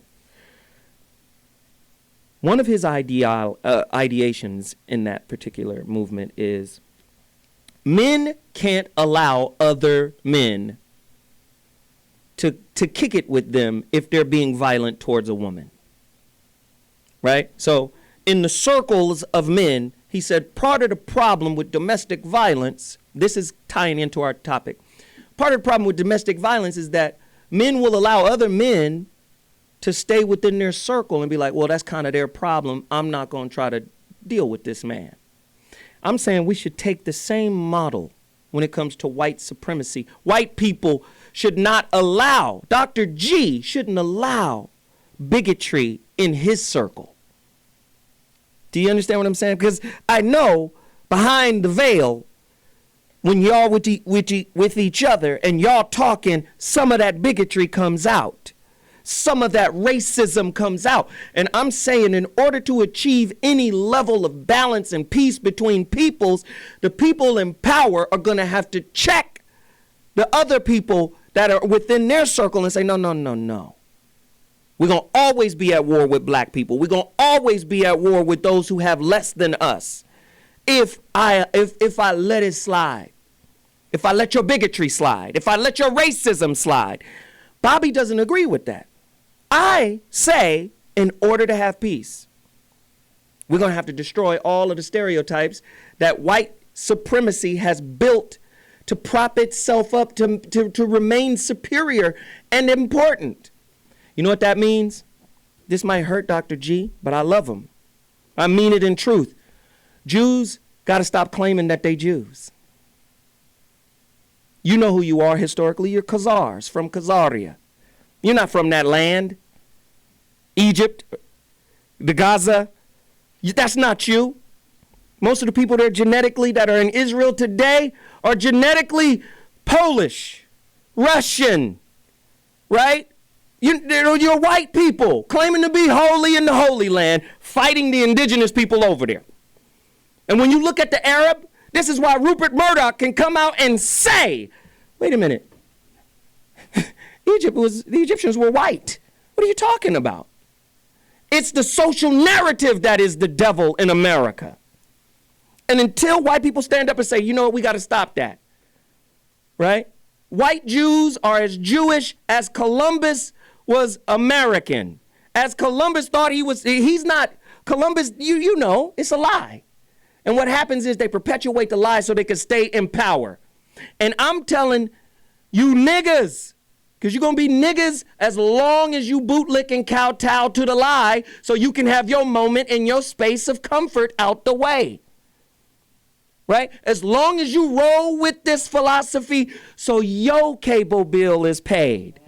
Right? So your car note and your insurance is paid. As long as you consider yourself successful by his standards.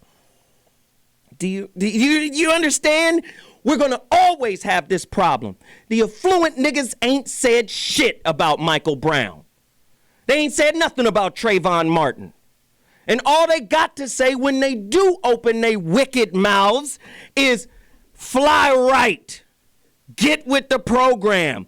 Pull your pants up. You think the way we dress is the source of the problem? What the fuck? Please understand what I'm trying to say to you right now. We've got to own our fucking narrative. We've got to rewrite it. We've got to rewrite success. We've got to rewrite religion. We've got to rewrite our culture. We got to rewrite everything that initially belonged to us. But we scared because we know when we take ownership of what was rightfully ours, in other words, our narrative, we put ourselves in harm's way. We don't want to be in white man's way. We don't want him to look at us as an enemy because we know he's ready to kill us. We know that. Right? I'm tired of niggas. No disrespect, Bobby, I love you. But I'm tired of niggas saying, oh, there's levels of success within this system. Krishnamurti, my guy, my philosopher. No, you give us examples, Bobby. You give us examples of people who have made it in this system.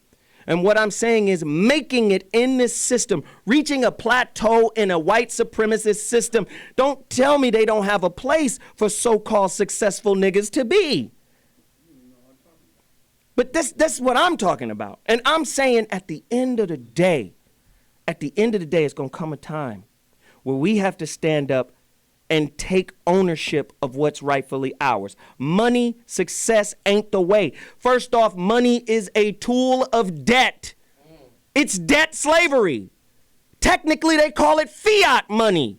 We know it's fake. So when I hear the affluent say, get an education, which is devoid of you not in education. Most African-American students, regardless of a level of education, you could go to Harvard, you still don't read as well as a white man. That's Proven. You still don't read as well as the white dude at Harvard with you. He's 4 years better at reading than you are. Do you understand? You're not in the education picture. You're not in the education narrative. You're not in the religious narrative. You are a participant. And when they get sick of you participating because you uncomfortable with your current status and you decide to stand up, guess what happens to your ass? They're always in that position because you're always willing to play ball. Yeah. Now, when you stop playing ball and you create your own fucking game, that's when you move into harm's way. Charles Barkley, Stephen A. Smith. That's when you move into harm's way. Listen, Harry Belafonte, Farrakhan, Martin Luther King, they all said way back when, we are integrating our people into a burning house. And you got niggas still running to put out the flames. Yeah. No! Let it burn. Fire, in a spiritual sense, is a purifier. You want to be mad because Exodus is out and Christian Bale is playing Moses? This ain't the first time this bullshit done happened. Right? Who played, they did a movie called The Mahdi. It was about the Mahdi of Sudan. Who played the Mahdi? Sudan is Africa, South Africa, Central Africa, right below Egypt. Who played El Mahdi? Arabic word, El Mahdi, El Mahdi, the guide. Who played this black man from Sudan? Tom Cruise. Laurence Olivier. They've been doing this shit for years. Your culture is there because you don't know it's yours. Right? It's theirs because you don't know it's yours. Do you understand? White people are negrophobic and negrophilic. They scared of you and love you at the same time. They are negrophiles. They love your rhythm. They love your lips. They love your ass. They love your music. They love your energy, but they scared of you.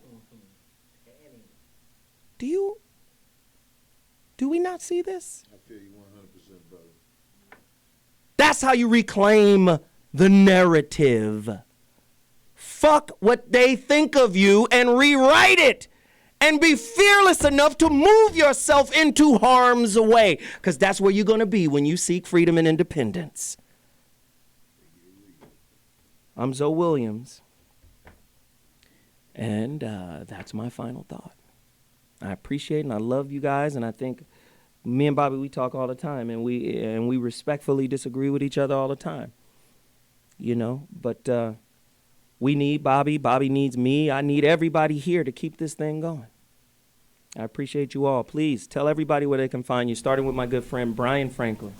BlackMonday.biz. Please go there. Minimum link for free. BlackMonday.biz. Real men don't play. I got 12 men who have lived their lives on their own terms and left footprints to follow. G. Check out my book, Just Listen, because we all need to do that more. Yes. Bobby, Jeff. Coming soon, Jeff's Brownies, a book by Jeff Brown. Corey. Hey, what up, y'all? All I got to say is keep it real, because when you're on that bullshit, motherfucker, go peep it later on. Yo, please go to my website, IamZoeWilliams.com. Please go there right now. Go to CD Baby and purchase my DVD or my CD, The Street Scholar, Volume 1. Please get it right now. Black community, we have to support our businesses. We Juice, Ramo Mart, VeronicaConway.com, G4. Please support us right now. Go there right now. We'll see you next week with another heater. Deuces. I'm going deeper, balls to the wall, yeah. Fuck.